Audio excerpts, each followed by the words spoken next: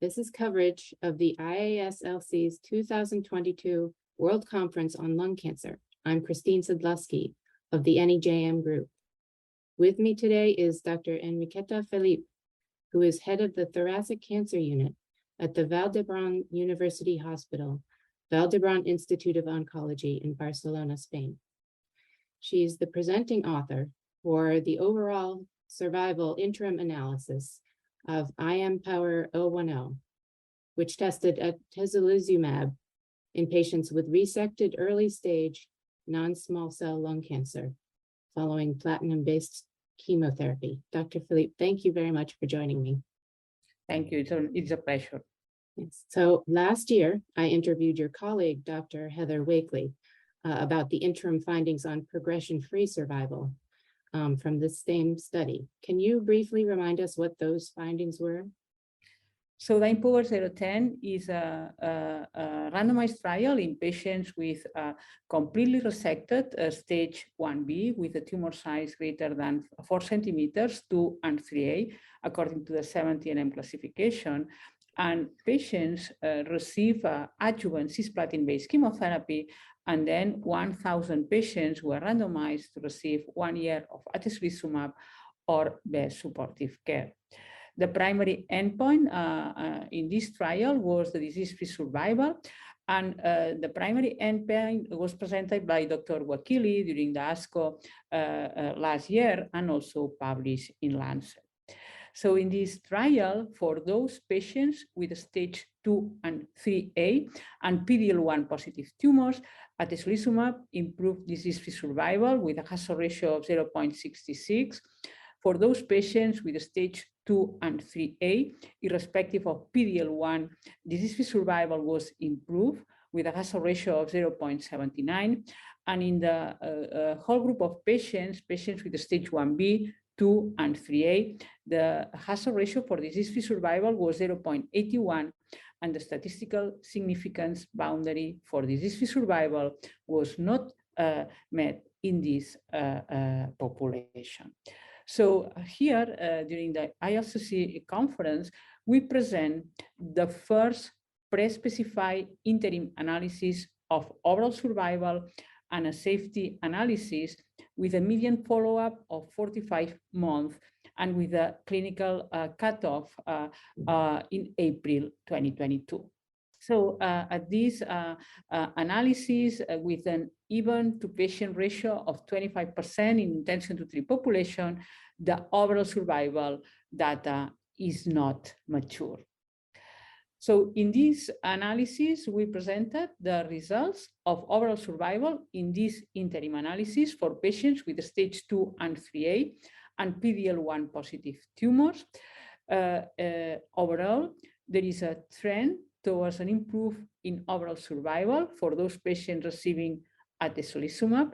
The median overall survival was not reached in either of the treatment arms. The hazard ratio was 0.71 with a 95% confidence intervals between 0.49 to 1.03. So at 60 a month, there is 76.8% of the patients alive in the atezolizumab arm, 67.5% of the patients in the control arm. At this overall survival interim analysis, we observe no differences in overall survival when we analyze all randomized stage 2 and 3A population, irrespective of PD-L1, with a hazard ratio of 0.95, and also no differences in overall survival was observed in an intention to treat population, including patients with stage 1B disease, with a hazard ratio of 0.995. And also, we analyze the overall survival in patients with stage 2 and 3A based on PD-L1. So as I mentioned, for those patients with PD-L1 positive tumors, there is a non-significant trend in favor of atezolizumab with a hazard ratio of 0.71. For those patients with PD-L1 negative tumors, the hazard ratio is 1.36. And for those patients with PD-L1 50% or higher, the hazard ratio for overall survival is 0.43. We analyze also the hazard ratio for those patients with PD-L1 between 1 to 49%, that is 0.95. So it's important that for those patients with PD-L1 50% or higher, when we exclude those patients with EGFR and ALK, the hazard ratio for overall survival is 0.42. The median overall survival was not reached in both treatment arms, and at 5 years, there are 84% of the patients alive in the atezolizumab arm, 67% in the control arm. I think it's also important that we have updated the safety profile in this new data cutoff, and overall, the safety profile was consistent with the previous analysis, and no new safety signals were seen.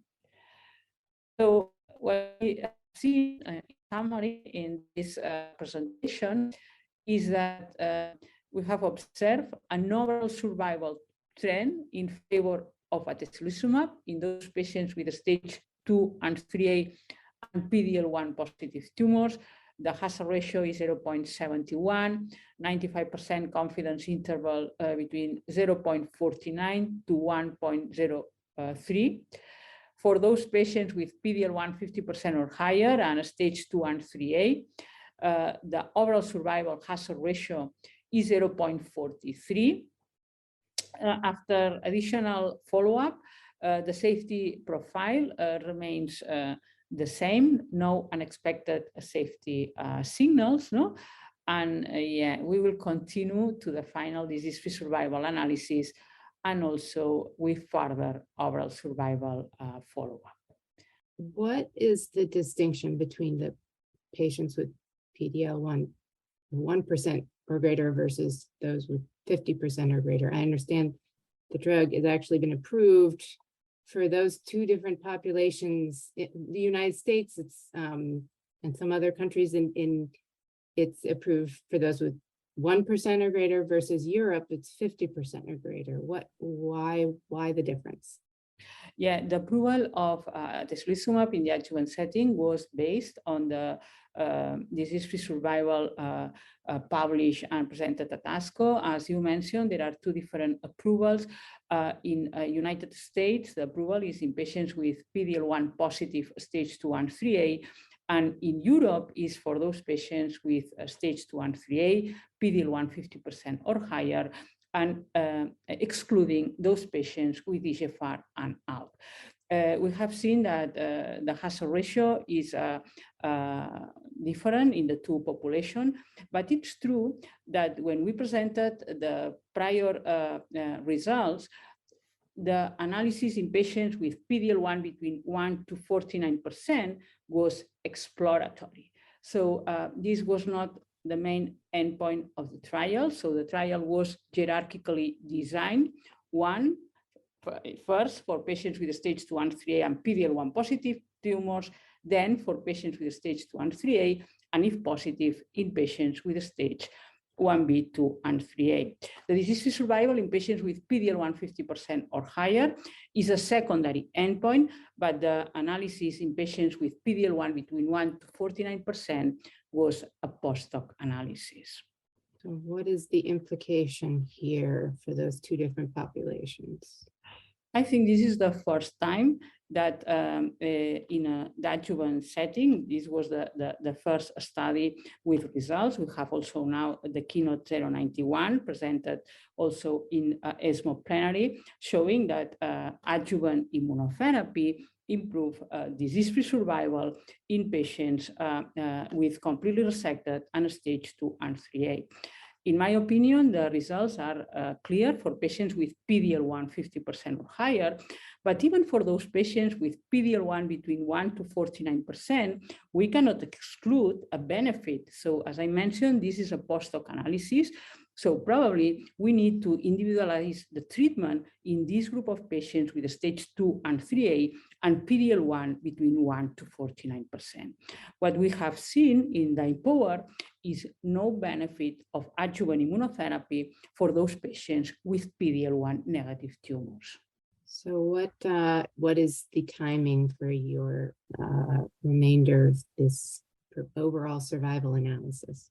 Yeah, so during this meeting, we have updated the overall survival as pre-specified in the first interim analysis.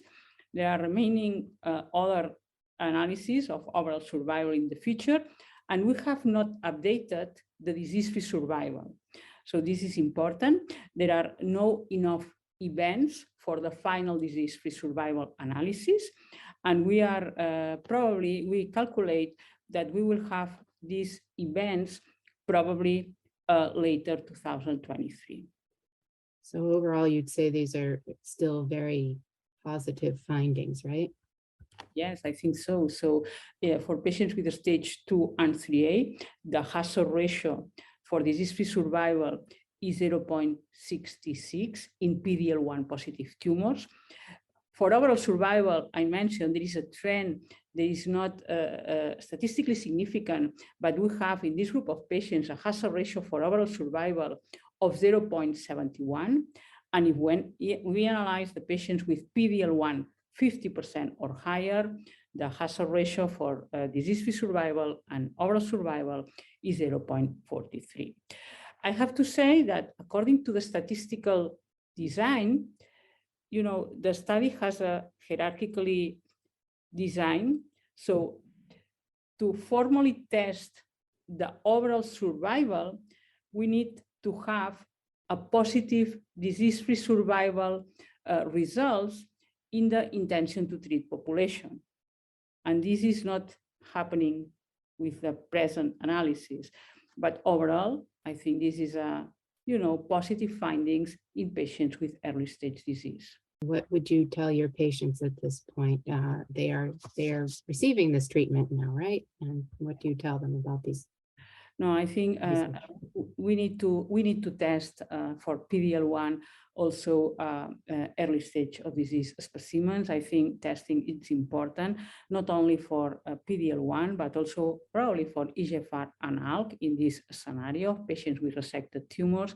And I think we need to discuss with our patients these results. The hazard ratio of 0.43 for disease-free survival in PD-L1 50% or higher.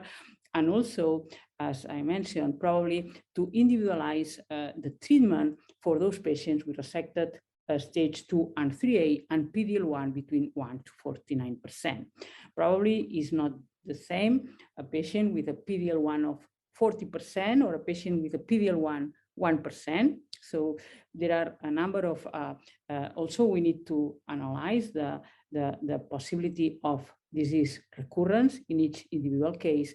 In this group, that are those patients with PD-L1 between 1 to 49% and pathologically stage 2 and 3A.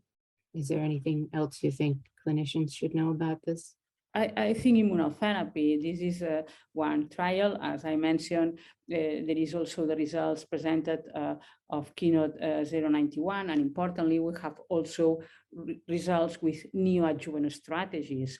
So Checkmate 816 is a trial published in the New England Journal of Medicine in patients that perhaps are slightly different because the patients are clinically staged. So in our trial, the patients were in the IMpower, the patients were included with the pathological staging after surgery. In the Checkmate 816, patients were included with the clinical staging before surgery, but it's also an important trial showing that preoperative chemo plus immunotherapy increase the number of pathological complete responses and also is associated with a longer event-free survival. Probably the situation is that the Checkmate 816, I think 60% of the patients included had a stage 3A disease that was, as I discussed, diagnosed pre-surgery. But overall, we are seeing that immunotherapy will be part of the treatment of patients with early stage disease, probably excluding those patients with EGFR and ALK, and we will have also positive trials with neoadjuvant strategies and with adjuvant therapy. Thank you very much. Thank you. Thank you, Christine.